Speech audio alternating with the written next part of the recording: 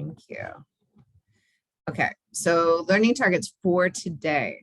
I would like folks on the call to be able to describe the type of fidelity measures that are required for your grant. And I'd like you to be able to get to the program measures page and know where the APR resources are so that you can use that for your work if they would be helpful. So getting into program measure 1, which is about professional development, evidence-based professional development, to be specific. These are the data that we got back from our contractor. So the Center to Improve Project Performance is our Gpra, Government Performance Results Act contractor. So CIP, Gpra, those are the acronyms. And you can see all the way back with 2012, the data that we've had for program measure 1, which is about how you provide your professional development. You give us the worksheet that describes each component and how you're doing in that component. So in 2021, last year, we're counting this as 2022. As I said, it's a little confusing. In 2021, the target was 85% of grants would meet the target that we've set for the year your initiative is in. And last year, 81.5% met their target. So it was improved slightly from the 81.3, but not yet making your target. We dropped the target a bit because it was looking like maybe after these 3 numbers here, maybe we weren't going to meet it. And it wasn't, it's okay to have stretch targets, but we don't want anything that's not possible to meet, right? And dropped to 82%, and lo and behold, 88.5% met their target for evidence-based professional development. So despite everything that was happening with COVID and the challenges of trying to get back into the schools or the programs, you all managed to have strong professional development practices and strong systems. And so congratulations. I know it took a lot of innovation and consideration and learning as you went along, and you were able to do that. So in implementation year 2, there was only 1 initiative. So your grant may have started in, say, I'm just going to give an example. A grant started in 2017, but it took them a year to get things off the ground. So even if that grant was in the 3rd year after they got their money, but they'd only been actually working on their initiative and providing professional development for 2 years, they would just be in the 2nd year of their initiative or their 2nd year of implementation. So that's why there's only 1 initiative there from the 2020 grantees, is because, COVID and then other things that happened in states that you all know about. It was taking longer for grants to get off the ground. So only 1 initiative felt they were in year 2 of implementation. There were 0 in year 3. And we've historically had a break between grant competitions of 2 years. That's changing this year, by the way. We're going to have a competition this next year as opposed to having a break, which would usually happen. But there were 0 in year 3, and then 5 initiatives in year 4. And you can see 5 met their target for evidence-based professional development and 0 didn't. In implementation year 5, there were 12 initiatives, 11 met their target and 1 didn't. And then in implementation year 6, 8 initiatives, 6 met the target, 2 did not. And this is the contractor looking at the descriptions in the worksheet and determining if they should receive a 3 or a 4, which would help you meet the requirements for that component. All right, so before I move on to program measure 2, any questions about program measure 1, evidence-based professional development?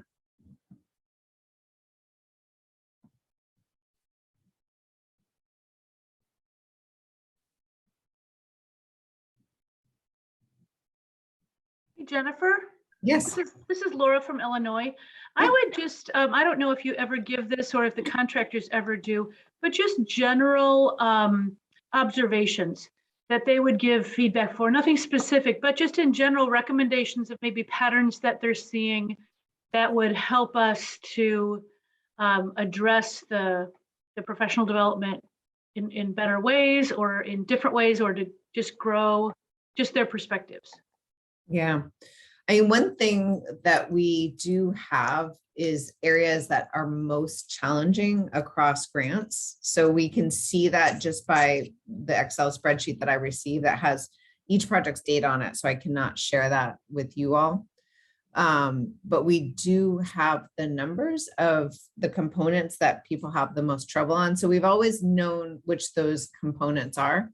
Additionally, I will be having a meeting with the contractor soon, and they'll provide that information to me. They're the themes that they saw, and so I can share that back with you at one of the directors' webinars. Great, thank you. Yeah, no problem. All right. So program measure 2, improving implementation. So this is one of the measures that's going to be different if you're a 2017 grantee as opposed to a 2020 or 2021 and now 2022 cohort.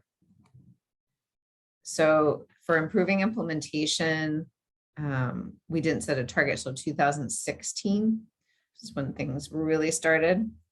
And we first set our target that 60% of grantees would meet the target that they had set for themselves when it came to implementation fidelity, right? So each year of your grant, you get to set a target for where you think those schools that have received and other programs have received professional development, the target that you think that they'll reach for implementation fidelity.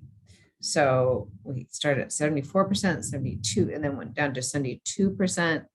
And then all the way down to 54.5%, and then 48%, and then back up to 60%, and then right around 60%, and then back down to 48% this year.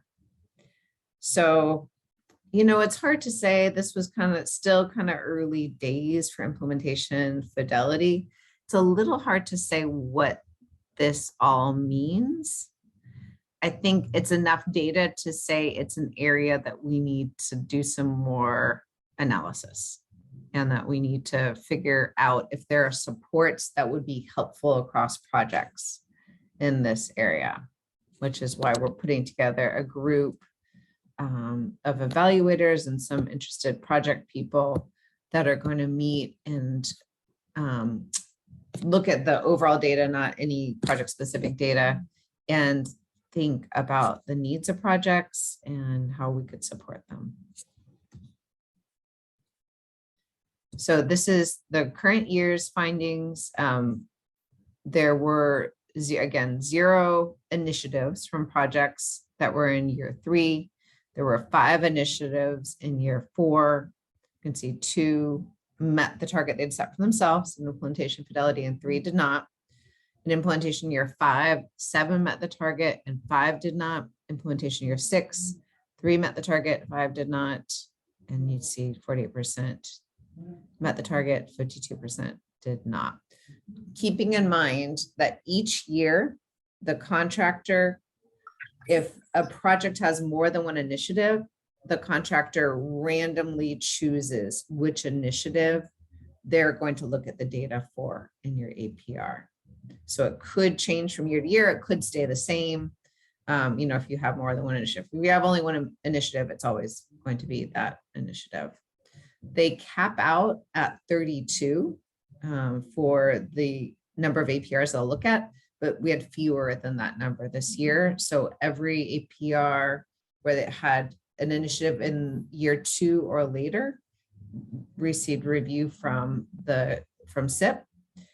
However, for this program measure 3, program measure 2, improving implementation, the initiative has to be in year 3 or after. So only for year 2, the only measure that they would look at is program measure 1 about evidence-based professional development. For program measure 2 and 3, so fidelity, and then that cost measure we'll go over in a second, they had to be at least in year 3. Questions about that?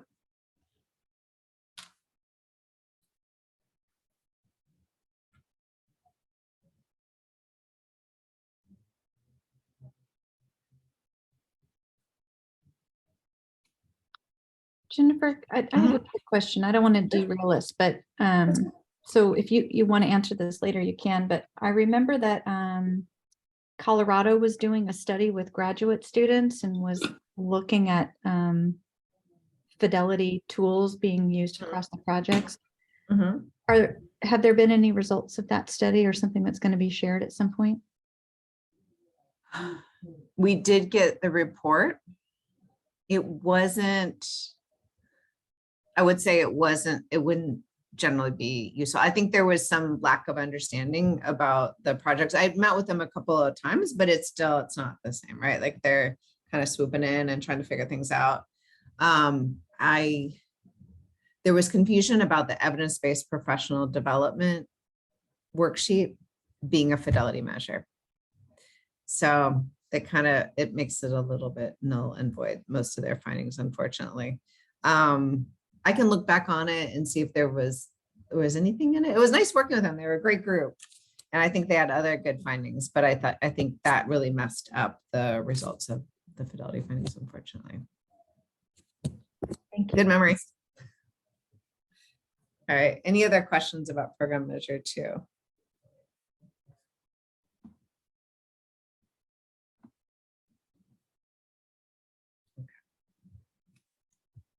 So program measure 3, we typically do well on this. This is our cost measure. Every program in the federal government has to have a cost measure.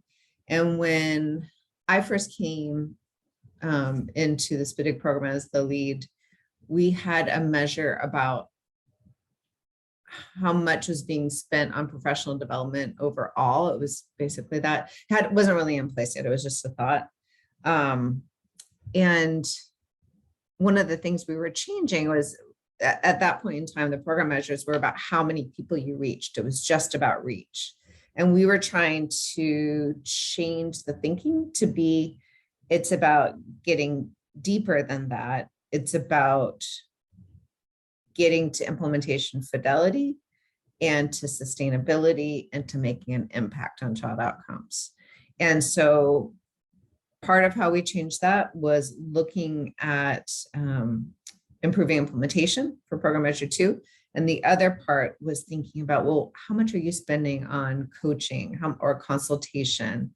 How much are you supporting a school district program in using their fidelity data, et cetera, et cetera. So we were changing a perspective on what professional development was and trying to move away from, let's see how many actually, if you have another one, if you want to enter in the chat or use your mic, spray and pray, train and hope, sage on a stage. I'm sure you all have more. We were trying to change that perspective, and program measure 3, our cost measure, was part of that.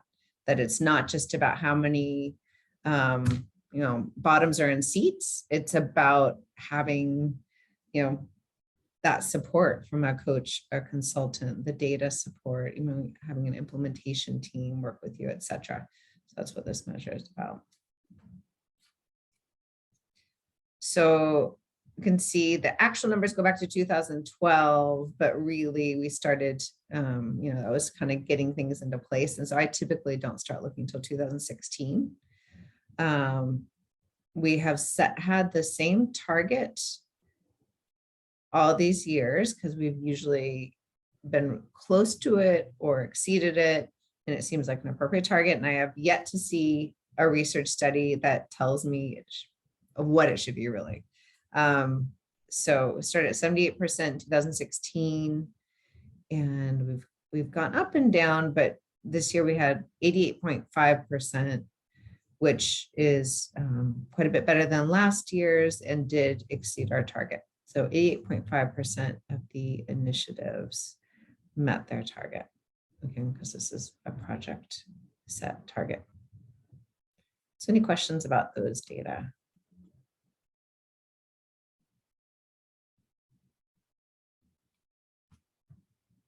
All right, and then this is the implementation year. Again, there's just one initiative in year 2, there's none in year 3 you can see met the target and didn't meet the target.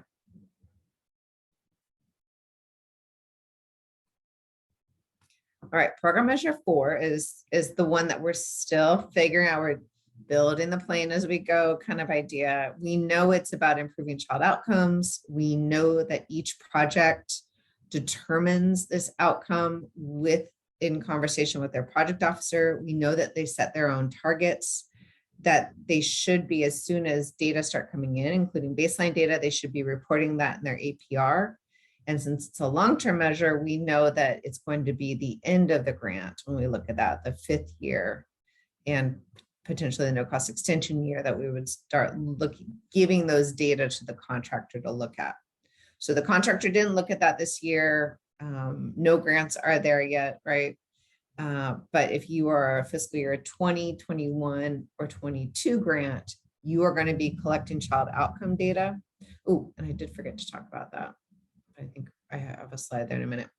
But if you think about how it works, if you have a good professional development system, that should improve implementation fidelity or intervention fidelity, which should then improve child outcomes. That's our, I think you could consider the logical model or a theory of action. I think that's better. Theory of action. That's our theory of action, how it works. So we're painting that whole picture.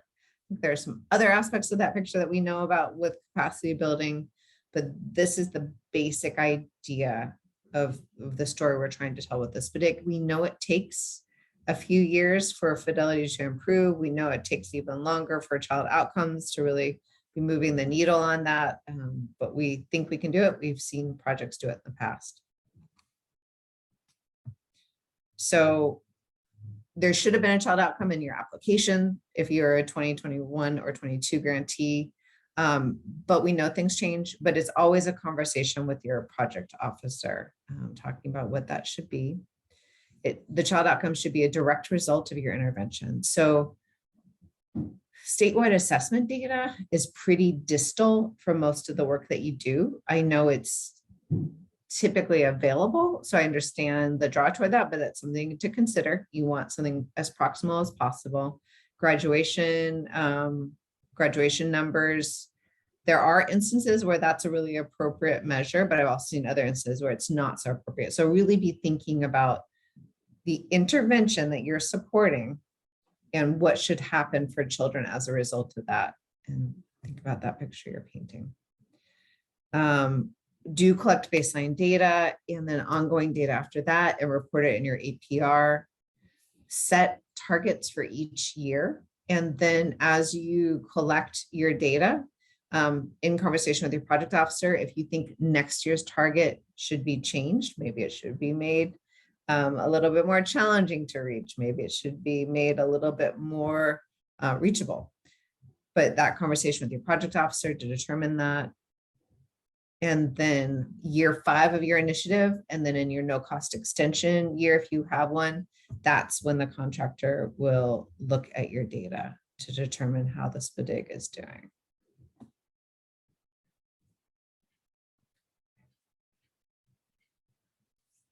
What letters says the outcome for a student should be after implementation?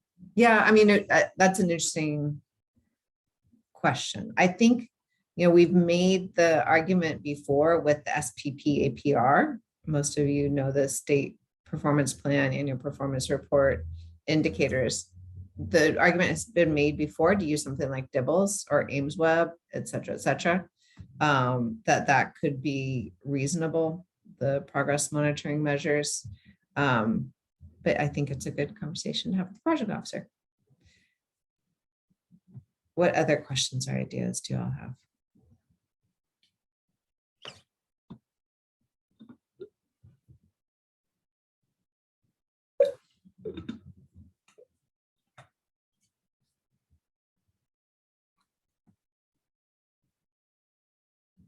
And I have to say, I've said this before, I'll say it again. I do think there are dumb questions, but in this instance, I don't think there are any dumb questions, because if you are wondering something, I bet there are 10 other people who are wondering the same thing.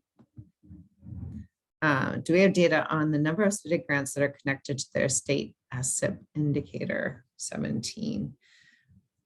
So we have had that in the past, Brandy. I don't think we're up to date on it right now. I don't know. Kelsey, can you think of any time we've asked for those data recently? No, I can't think of anything. Okay, so we could ask that question in a poll on a director's webinar. I can also ask the MSIP folks, Monitoring and State Improvement Planning, if they have that information. Certainly we have, when people come in the application, they talk about what they're doing, but it is quite a few. And there's certainly varying levels of connection. There's some that their SIP is their SPDIC, right? Like it's the SPDIC is supporting the SIP work. And then there's times when, you know, maybe they have a similar evaluation measure or they're sharing something. So all that to say is we could certainly look into it. But if there's something specific you'd want to know about how it's working together, get ideas from, I think that would be helpful too.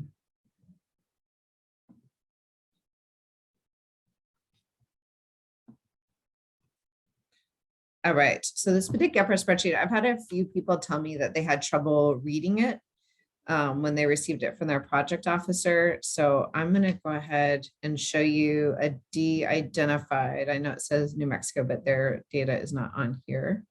I took it off for this call. So this first, I've cleared it of all the project names, but I just want to show you what it's about. So you see on the bottom, there are these tabs. So this first tab is self-evaluation versus reviewer. So this is for program measure 1, evidence-based professional development. And each of these up here is the component. So A is selection, right? B is training. So the different components of training. There's 6 of them. C is for coaching. There are 3 of those. And D is the data systems. There are 5 of those. Then E is the administrative support systems intervention piece. And there are 2 of those. And so you should just, the numbers there, if your project officer sends it the way I send it, should just be your numbers. Sometimes I highlight it just to help people find it on the document. And then I just gave you these tables in PowerPoint form, just so you know, the Gpra summaries. The different scores, again, your numbers would be on here. And so what it has is your score that you gave yourself and the panel consensus score, and then the difference between the two. And how I do it, and every project officer might have their own way of doing it, is I scan through. And anytime, say you gave yourself a 4 and they gave you a 2, so there's a 2-point difference, I would focus in on that. I would actually highlight that. But if you gave yourself a 3 and they give you a 4, or that's a 1 difference and it met the requirement either way, it's not something I would definitely necessarily hone in on. It would be more if there's a 2-point difference, and especially, you know, if it's a 2-point difference and it's going the way you don't want it to go, it means that you thought you met that requirement, they thought you didn't. And so I would look more deeply into the requirements for that component and then your description and see if there's anything you can beef up. It's a good conversation to have with your project officer, but also it's one of those areas that you might focus in on that component and maybe have someone read it who's in your office but doesn't work on your APR. And maybe they can tell you, you know, it'd be nice if we said a little bit more about this area, you know, this requirement for that component or this one. Basically having a novice reader take a look at it and give you some thoughts about what you've described fully and what you might improve in your description. All the way at the end of this, oh, maybe it's not this one, it's this one. And see, typically you would have those scores at the top. If you're me, you can see all the scores at the top of how well you did in each. And in a second, I think I can share that, but not on this document, it doesn't show up.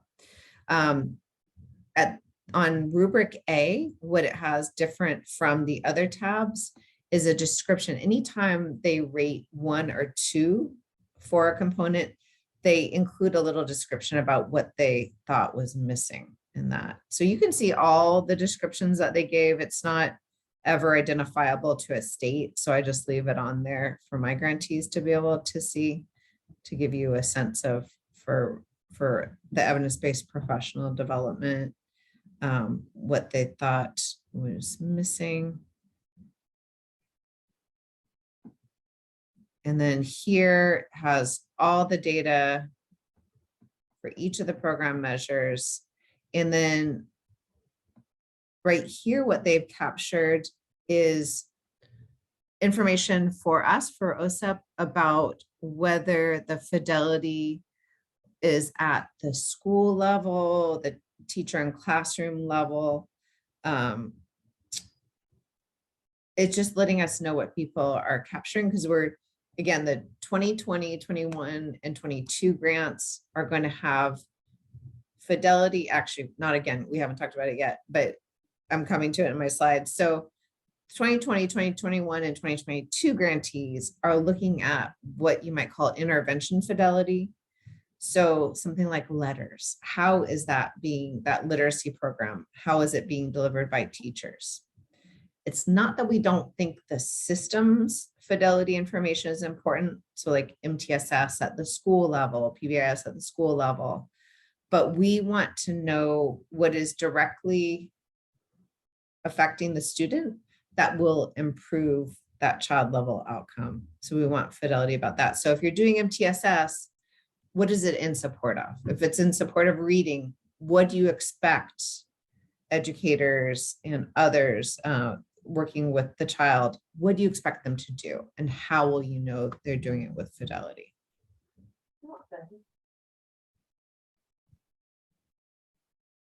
And stop me at any time if you have questions. So this tab, the Gpra data,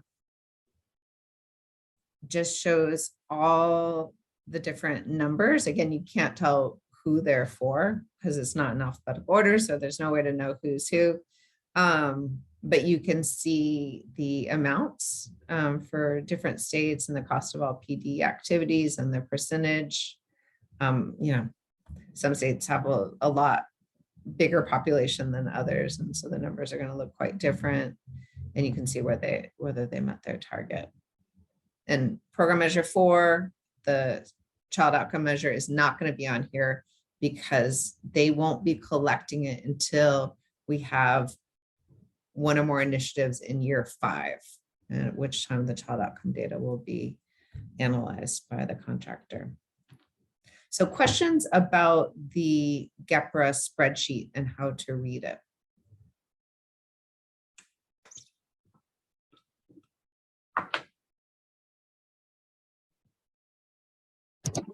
Jennifer, this is Anita. I don't have a specific question about the spreadsheet, but just because I get this question a lot sometimes from newer grantees, can you clarify or just put another, I know you said this at the beginning of the slides, I think, just reminder of if you, at like what year would you be starting to get this data because of that whole implementation / initiative years?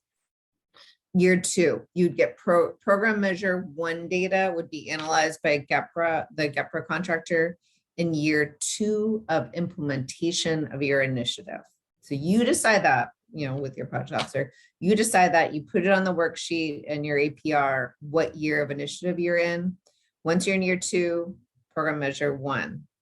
Once you're in year 3, program measure 1, 2, and 3. Once you're in year 5 of implementation, program measure 1, 2, 3, and 4. Thank you. Yeah. So Dr. Coffey, so we don't we were in year 1 this past April, you know, I wrote the report, and there was all this information that goes into that worksheet, you know, qualitative information. And there's a score for each of those, but they don't provide you any feedback on that after year 1. From year 1, that would just be a conversation with your project officer at that point. Yeah, yeah, because it's really a baseline, kind of like you're just kind of getting stuff out there, but your project officer is a good person to give you feedback on anything that wasn't clear or that you might want to provide more information for. We know that, you know, the targets ramp up over the years. So it's not supposed to, you're not supposed to be meeting every component 3 or 4 the first year. But if anything is not really specified or your project officer doesn't agree with the score, that can be a conversation.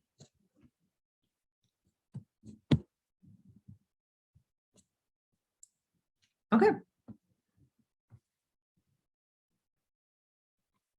So that was the Gpra spreadsheet. So let's think about, I guess, oh, this is what I was going to say. I had to remind myself.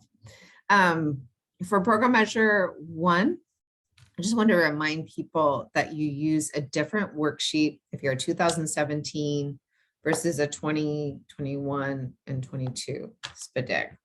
So if you go to SIG Network, www.signetwork.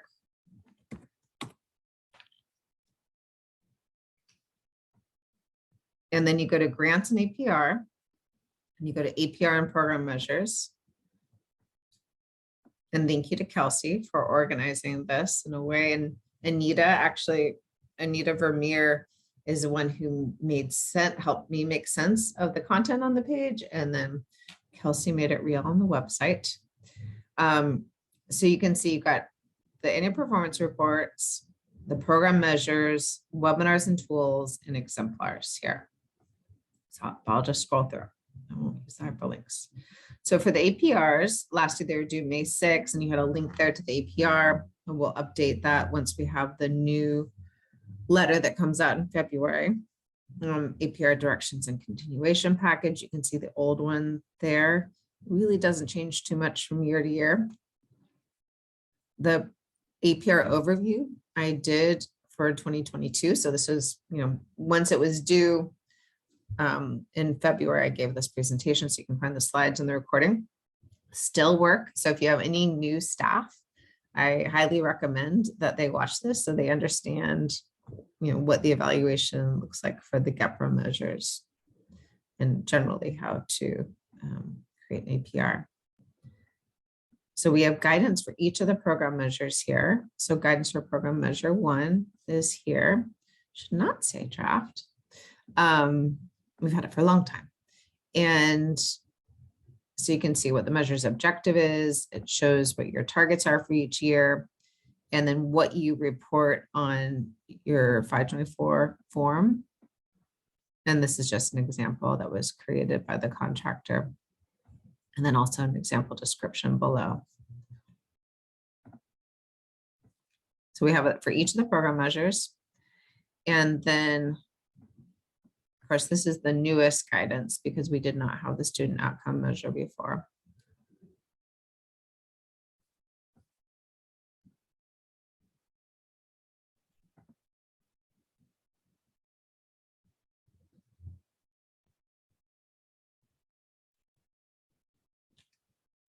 So let us know if there is a different kind of guidance that might be helpful to you, if something's missing in it.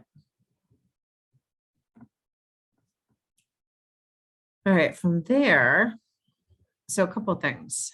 It depends on what is helpful to you in terms of organizing yourself. So we call this rubric B. Rubric A is the evidence-based professional development rubric. So it's that, let's see, down here, what I was just talking about. So for the 2020 and 2021 grantees, this is the rubric.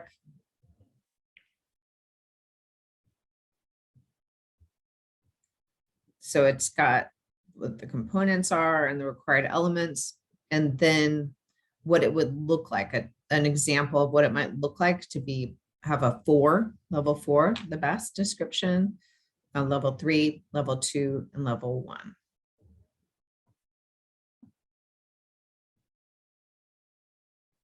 And it has that for each of the components. Then the worksheet here is what you'll actually turn in with your APR. And please make sure at the very top, you provide your initiative name and the year, and you'll have a worksheet for each one. Even in your no cost extension year in your final report, you'll give us a worksheet and we will turn it into the contractor for you. So it's taking a minute to load, but I think most of you are pretty comfortable with the idea of the worksheet.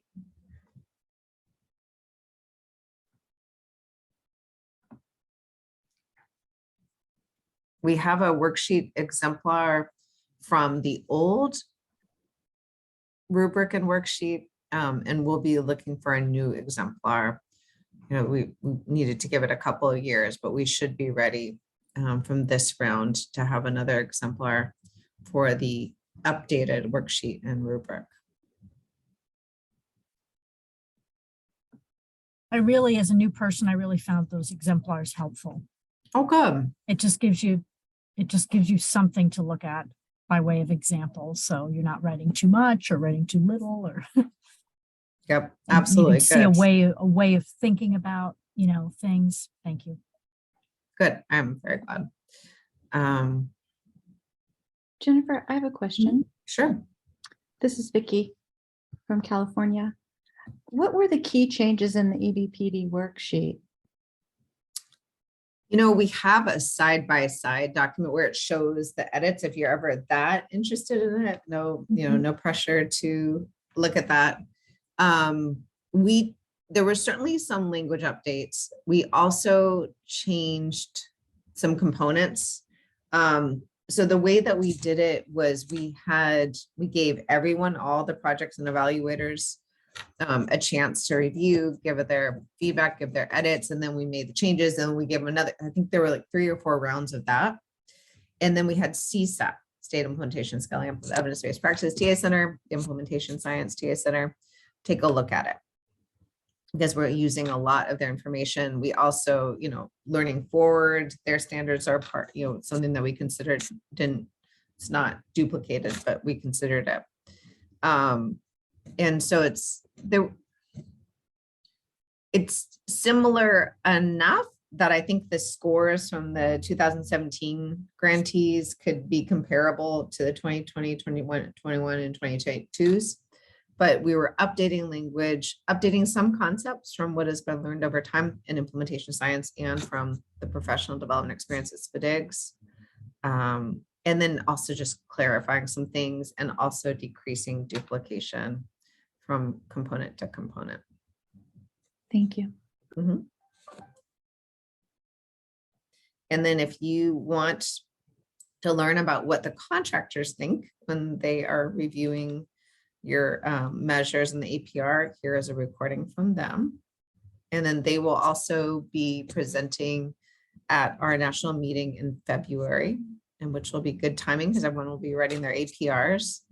They'll be providing some similar information about their findings, some projects seem to have trouble with, and what they would suggest you consider when you're creating your Gpra measures. We have an exemplar APR from our 2021 grantee from Maine. We have a draft from a 2020 project and just of the measures, which I think is nice if you don't want all the description, etc. Gives you a sense. That's from Idaho. South Dakota has a really nice, I think we have their continuation report, and then we also have their evaluation plan with their manual, which has some great family engagement measures. So I talk about that a lot. And then we have an exemplar final report from Alabama, and we also will be updating in a few years final reports from the 2020, and newer projects that have different measures. So any questions or needs on the program measures page? Anything else we need to add here or change?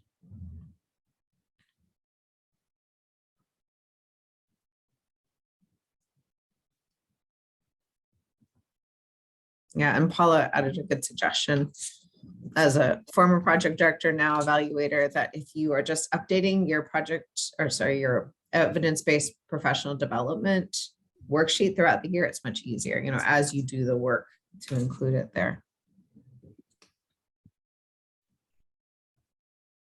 Jennifer, will you remind me, are all projects included or are some randomly selected, or how does I was thinking I have a project that did not get feedback this year.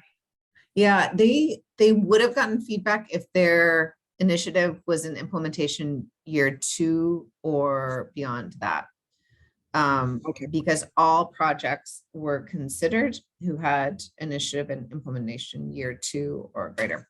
32 is the cutoff, but we had fewer than 32 APRs. So Thank you. mhm.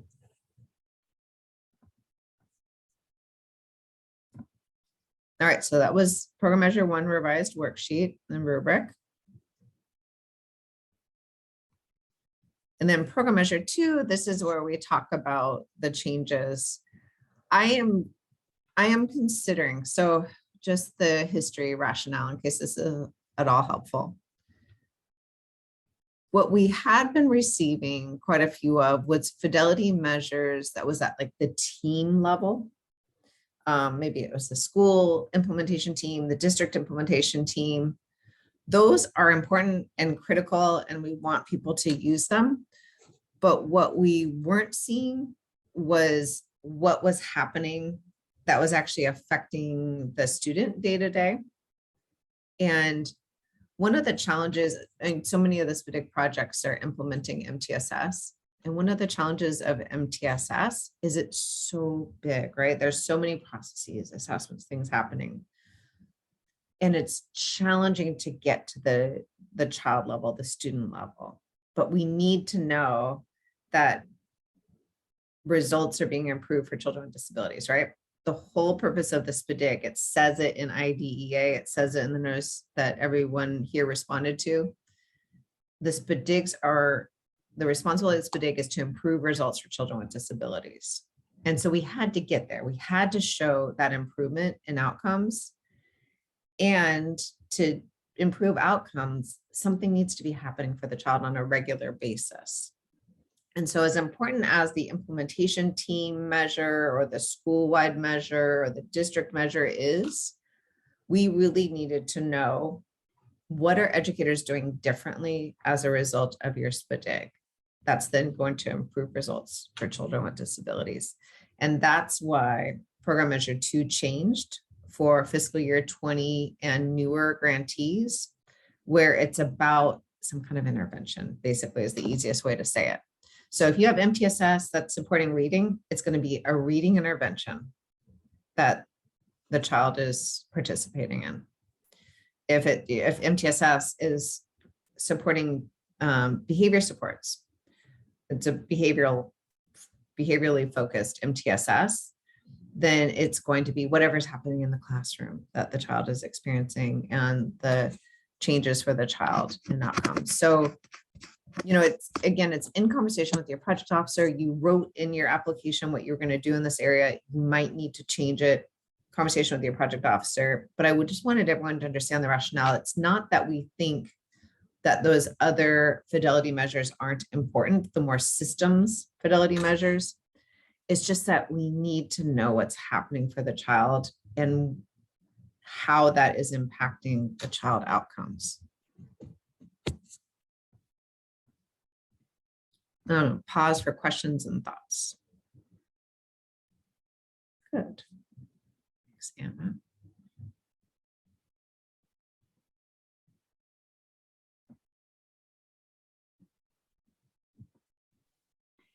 Jennifer, this is Laura from Illinois, and I'm just really looking forward to the evaluators' discussions in this area of hearing from other states. How do they do exactly what you've talked about, and how can we maybe pool our knowledge to just get better across the nation? So thanks for pulling that group together. Right. Yeah.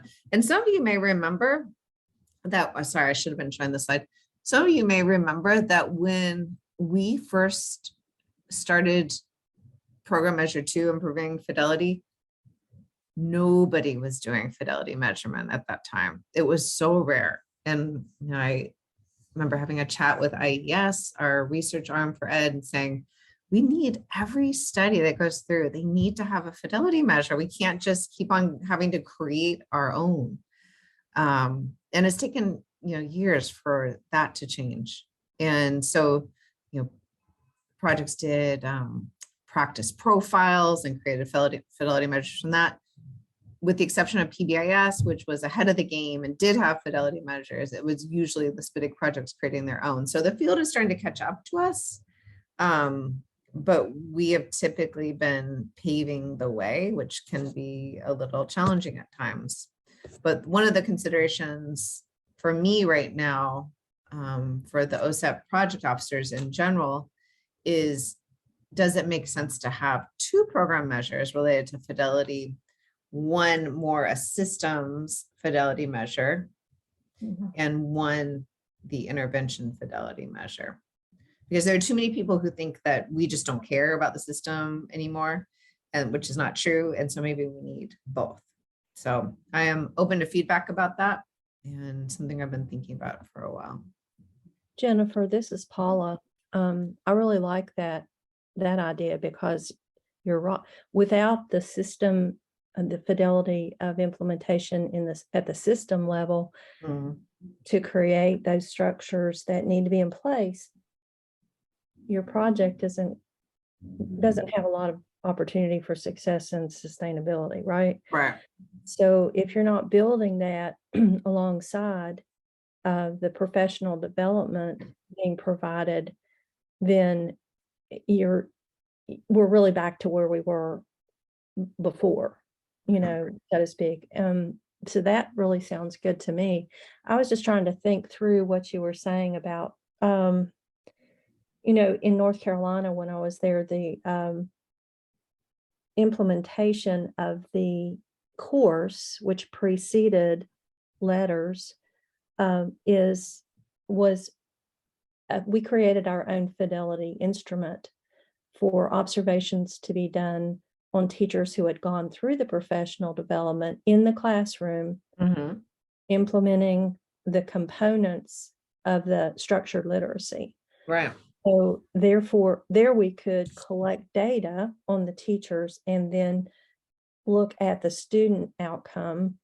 And what we had just such a difficult time with was the measures that were easily collected, or, traditionally collected, I should say, at the system level, were not granular enough to pick up on, it really wasn't down to where there was consistent progress monitoring because of the stage where we were with MTSS implementation and so forth. So all these pieces and parts turning together, Right. evolving over time, is really, it's good that you all recognize that, I guess is what I'm saying, because it really does take time to get all these things in place. Right. Yeah. And I think if I could go back in time, I would have done that. I would have just added another program measure. I was trying to, I just had a good word in my head, but I was trying to keep the number of measures from growing too much at one time. But really, I was thinking, you'd have that project measure about the implementation fidelity at the system level still. But, making it a program measure, I think just makes it easier for some people. All right. So, and there's a question about the SPDIG that's focused on embedded instruction or family-centered Part C transition. Yeah, that's a great question, Vicki. And there's going to be an orientation for the new projects, and also that will be a good conversation to have as well. All right, so any other thoughts or questions about the change to improving implementation program measure 2?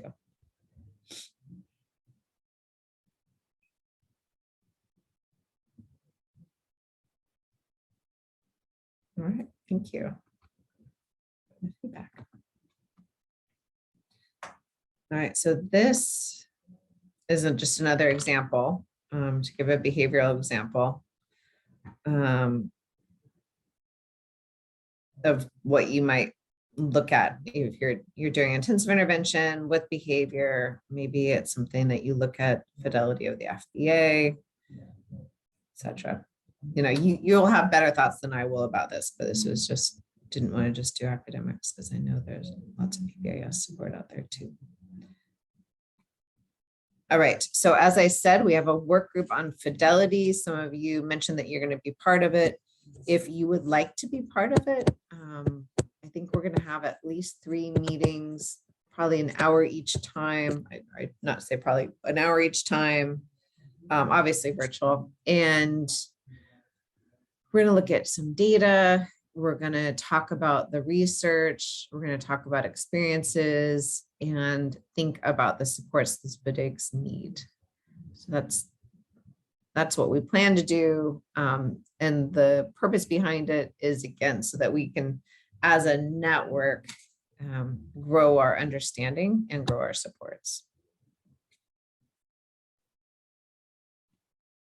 So an APR calendar. So you'll receive your directions, what we call the Dear Colleague letter, gets sent to your email. So whoever is listed as the project director and then the authorizing representative will receive an email via the G5 system in early February with APR directions.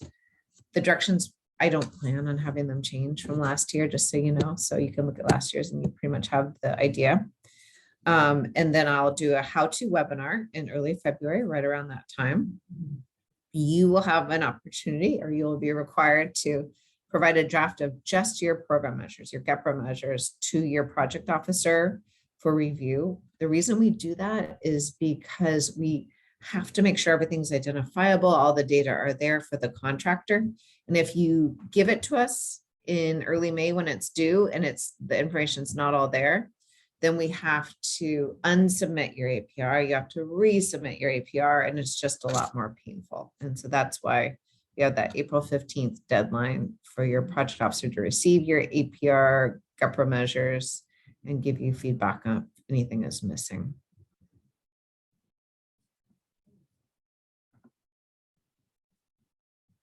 Okay, great.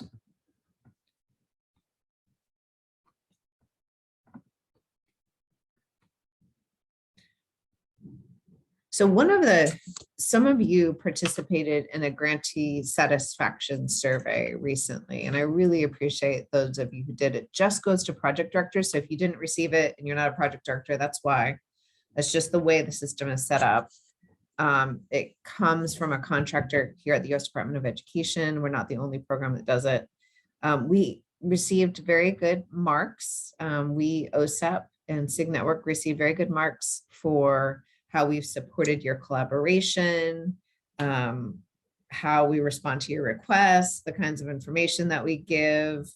It was really nice to see that. One of the areas that we didn't score as high on is how we use your data, understanding, why you give us the data, how we're going to use them. And so, I tried to explain the conceptual framework or theory of action behind these data, why they're important, and provide the overall picture. But how else can we use your data, report back to you in a way that would be supportive of your evaluation?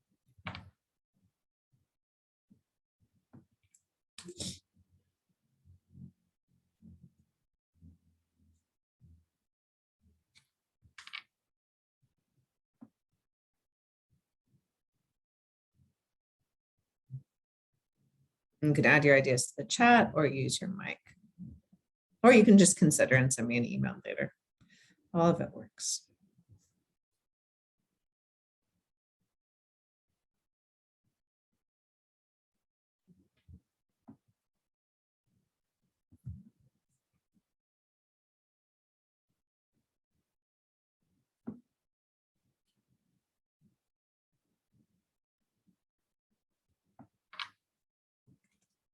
Okay, and any other questions that maybe you haven't had a chance to talk about or are just now coming to you?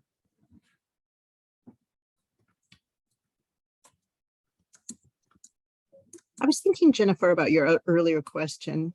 I was wondering if it might be interesting to have, share it, have projects talk about it, and then come back together and like at a monthly meeting or something, talk through how they plan to use it, like as they looked at it, sort of make the process think aloud, kind of, you know, when we look at it, here's what we see, these were the questions we ask ourselves, here's what we're planning to do moving forward, here's who we plan to share it with, you know, Yeah. just sort of like model for somebody, you know, more experienced grantees, maybe modeling for others how they think, look at the results, think through them, use them for their own planning or for sharing with their stakeholders. Oh, that's a great idea. All right, we're going to end on that. I did not even realize I was over time. I'm so sorry. But Sarah, thank you. I think that's a great idea. It was great to see all of you today, more detail about whose projects are on average in each initiative year. Okay, good to see you. And we will have this recording if you have anyone on your team who wasn't here today. And thank you, Kelsey. Okay, bye.